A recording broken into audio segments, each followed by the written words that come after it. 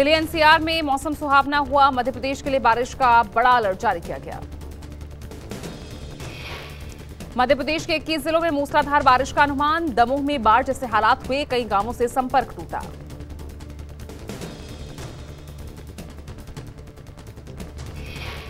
मौसम विभाग ने मध्य प्रदेश में बारिश का येलो अलर्ट जारी किया। अगले 2 से 3 दिनों तक भारी बारिश का अनुमान। मध्य प्रदेश के सिवनी में नदी के टापू पर 8 घंटे से फंसे 5 लोग, हेलीकॉप्टर से सबको रेस्क्यू किया गया।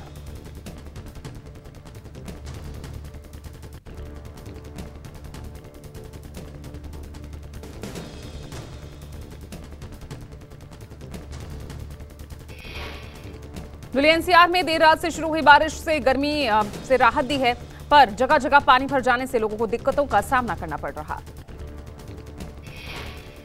गुजरात में लगातार हो रही बारिश ने बढ़ाई मुसीबत। जूनागढ़ की सड़कों पर पानी भरा। गुजरात के वलसाड में जगह जगह पानी भरा, लोग परेशान। प्रशासन हर स्थिति से निपटने के लिए मुस्तैद। असम में बाढ़ ने मचाई तबाही, लाखों लोग बेघर हुए, हजारों एकड़ फसल हुई बर्बाद।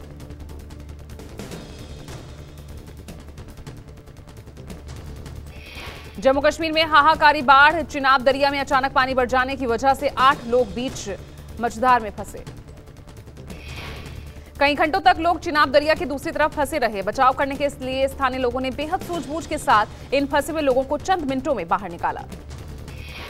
असम के बारपेटा में बाढ़ से प्रभावित लोग राहत बचाव शिविर में शरण लिए हुए हैं। लाखों लोग प्रभावित हुए। मुंबई की भारी बारिश का कहर जारी है। भाईकला इलाके में भारी बारिश के चलते पेड़ गिरने से दर्दनाक हादसा। चश्मदीदों के मुताबिक जिस वक्त पेड़ गिरा, 6 लड़के पेड़ के नीचे खड़े थे। पेड़ गिरते ही चीख पुकार मच गई। पेड़ के नीचे सब दब गए। फायर ब्रिगेड की टीम ने रेस्क्यू ऑपरेशन शुरू किया, जिसमें 4 लोगों को सुरक्षित निकाला गया, पर 22 साल के रहमान की मौत हो गई और 20 साल का रिजवान बुरी तरह से घायल है। 2024 के चुनाव से पहले मोदी मंत्रिमंडल के साथ ही बीजेपी संगठन में बड़े बदलाव के आसार। सूत्रों के मुताबिक प्रधानमंत्री आवास पर चली मैराथन मीटिंग में कई अहम मसलों पर चर्चा हुई। पीएम मोदी के नेतृत्व में करीब 5 घंटे तक चली बैठक, कई मुद्दों पर चर्चा। बैठक में गृह मंत्री अमित शाह, बीजेपी अध्यक्ष जेपी नड्डा और बीजेपी संगठन मंत्री बीएल संतोष मौजूद रहे। संगठन और सरकार पर चर्चा के साथ आगामी चुनावों की रणनीति को लेकर मंथन। इससे पहले भी 6 जून को हुई थी बीजेपी की बैठक। छत्तीसगढ़ विधानसभा चुनाव से 5 महीने पहले कांग्रेस का बड़ा दांव। टीएस सिंहदेव बनाए गए डिप्टी सीएम। महासचिव केसी वेणुगोपाल ने कल देर शाम घोषणा की। डिप्टी सीएम की जिम्मेदारी मिलने के बाद बोले टीएस सिंहदेव, कहा भूपेश बघेल के नेतृत्व में ही लड़ेंगे विधानसभा का चुनाव। टीएस सिंहदेव ने कहा नए रूप में काम करने का मौका मिला है। हाईकमान ने जब भी कोई जिम्मेदारी दी, उसे अपनी क्षमताओं के आधार पर निभाने की कोशिश की। टीएस सिंहदेव को डिप्टी सीएम बनाए जाने पर सीएम भूपेश बघेल ने दी बधाई। कहा तैयार हैं हम, इसी साल छत्तीसगढ़ में होने हैं विधानसभा चुनाव। 2 दिनों के मणिपुर दौरे पर पहुंचे राहुल गांधी प्रदेश में जारी हिंसा के हालातों का जायजा लेंगे। कांग्रेस महासचिव केसी वेणुगोपाल ने ट्वीट कर कहा राहुल हिंसाग्रस्त इलाकों इम्फाल और चुराचांदपुर में राहत शिविरों का करेंगे दौरा। मणिपुर में 3 मई से कुकी और मैतई समुदाय के बीच हिंसा जारी। हाल ही में अमित शाह ने हिंसा को लेकर बुलाई थी सर्वदलीय मीटिंग। मणिपुर में हिंसा पर संजय राउत ने पीएम मोदी को एक बार फिर घेरा। संजय राउत ने कहा मणिपुर जल रहा, प्रधानमंत्री, गृह मंत्री और रक्षा मंत्री हवा में बातें कर रहे। संजय राउत बोले हमें लगा था पीएम अमेरिका जाने से पहले मणिपुर जाएंगे और वहां की जनता से बातचीत करेंगे। संजय राउत की मांग सर्वदलीय प्रतिनिधिमंडल को मणिपुर ले जाया जाए। प्रतिनिधिमंडल लोगों से संवाद करे ताकि हल निकले। यूपी में सहारनपुर के देवबंद में भीम आर्मी चीफ चंद्रशेखर आजाद पर जानलेवा हमला। हमलावरों ने चंद्रशेखर पर 4 राउंड फायरिंग की। अस्पताल में भर्ती आजाद की हालत खतरे से बाहर। आज अस्पताल से डिस्चार्ज होंगे चंद्रशेखर आजाद। भीम आर्मी चीफ पर हुए हमले के बाद एक्शन में पुलिस। कार सवार हमलावरों की तलाश में जुटे। कोई झगड़ा नहीं है। मैं अपने महबूब के विचारधारा के लिए काम कर रहा हूँ। मैं चाहता हूँ आगे बढ़े। बाबा साहब कांशीराम साहब का अधूरा सपना पूरा। मैं उसके लिए जारी लगा रहूँगा। मैं गोलियों से नहीं डरने वाला, लेकिन मैं अपने साथियों से आज अपील करूँगा कि वो शांति बनाए रखें। मुझे उनसे उम्मीद है, हम संविधान को मानने वाले हैं। चंद्रशेखर आजाद पर हुए हमले पर समाजवादी पार्टी ने यूपी सरकार पर हमला बोला। अखिलेश यादव ने कहा बीजेपी राज में जब जनप्रतिनिधि ही सुरक्षित नहीं तो आम जनता का क्या होगा। नेशनल कैपिटल सिविल सर्विसेज विभाग की बैठक शुरू। केजरीवाल की अध्यक्षता में हो रही बैठक। National capital civil service authority की दूसरी मीटिंग। मुख्य सचिव और प्रिंसिपल सेक्रेटरी होम मीटिंग में मौजूद।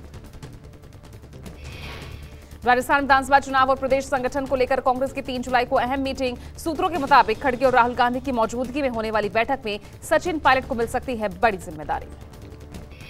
केंद्रीय गृह मंत्री अमित शाह की आज बिहार के लखीसराय में जनसभा। शाह मुंगेर, जमुई, बेगूसराय के नेताओं के साथ कोर ग्रुप की बैठक भी करेंगे।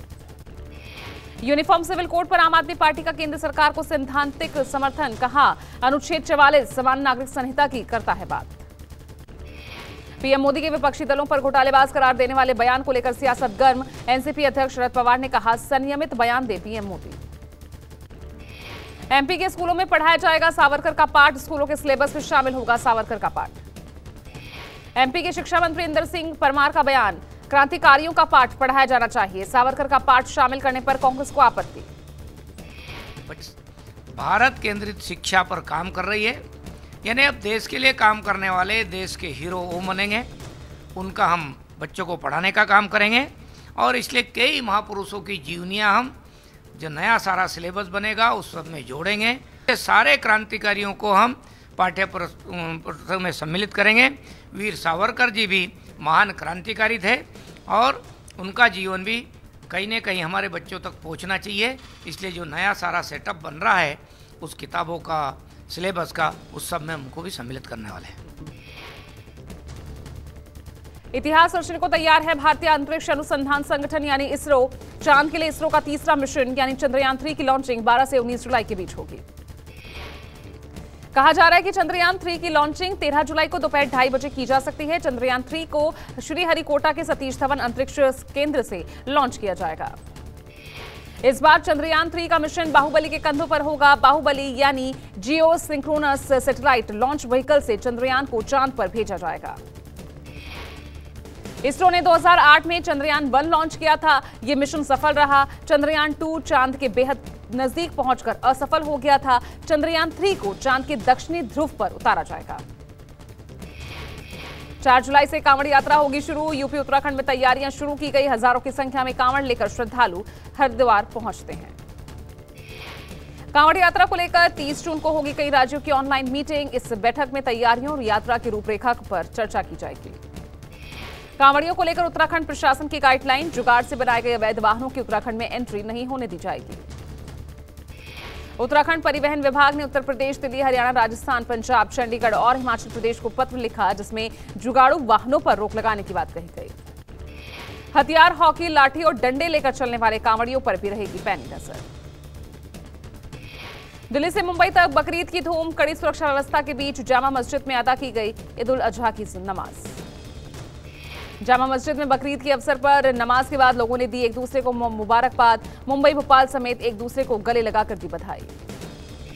यूपी में बकरीद पर हाई अलर्ट, ड्रोन और सीसीटीवी से रखी जा रही नजर। संवेदनशील इलाकों में पुलिस फोर्स की तैनाती। मेरठ में भारी बारिश के बीच नमाज अदा की गई। शांतिपूर्ण संपन्न हुई नमाज। इस बीच सड़क पर छाता लेकर गश्त करते नजर आए अधिकारी।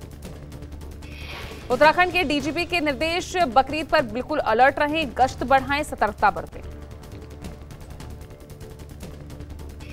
बिहार के मोतिहारी सेंट्रल जेल में तैनात महिला जेलकर्मी ने खुदकुशी की। सरकारी क्वार्टर में पंखे से लटका मिला शव। राजस्थान के जयपुर अजमेर हाईवे पर बड़ा हादसा, 3 ट्रकों के बीच जबरदस्त टक्कर के बाद लगी आग। सऊदी अरब के जेद्दा में अमेरिकी वाणिज्य दूतावास के सामने हमला, कार सवार हमलावरों ने फायरिंग की। हमले में 2 लोगों की मौत। अमेरिकी वाणिज्य दूतावास की इमारत पर हमला करने वाला बंदूकधारी गोलीबारी में मारा गया। मक्का पुलिस के मुताबिक घटना की जांच जारी। अमेरिकी वाणिज्य दूतावास की इमारत के पास एक कार सवार व्यक्ति रुका जिसके हाथ में हथियार था। घटना के बाद बढ़ा दी गई यूएस कॉन्सुलेट की सुरक्षा। पाकिस्तान के पंजाब में 2 नाबालिग भाइयों के साथ यौन शोषण और उनकी हत्या के दोषी को मौत की सजा। रिपब्लिकन पार्टी की नेता निकी हेली ने भारत, जापान और ऑस्ट्रेलिया जैसे देशों के साथ संबंधों को मजबूत करने का आह्वान किया। अब फिल्म में काम करेंगे सरेंडर कर चुके नक्सली। 25 पूर्व नक्सलियों ने दिया फिल्मों के लिए ऑडिशन। आदिवासी गांवों में लड़कियों और महिलाओं की समस्या पर एक मराठी फिल्म बन रही है। नक्सलियों को मुख्य धारा से जोड़ने की कोशिश। दिल्ली में एक अनोखा रैंप वॉक हुआ। विटिलिगो के प्रभावित रोगियों के जीवन में उत्साहवर्धन के लिए फैशन शो का आयोजन।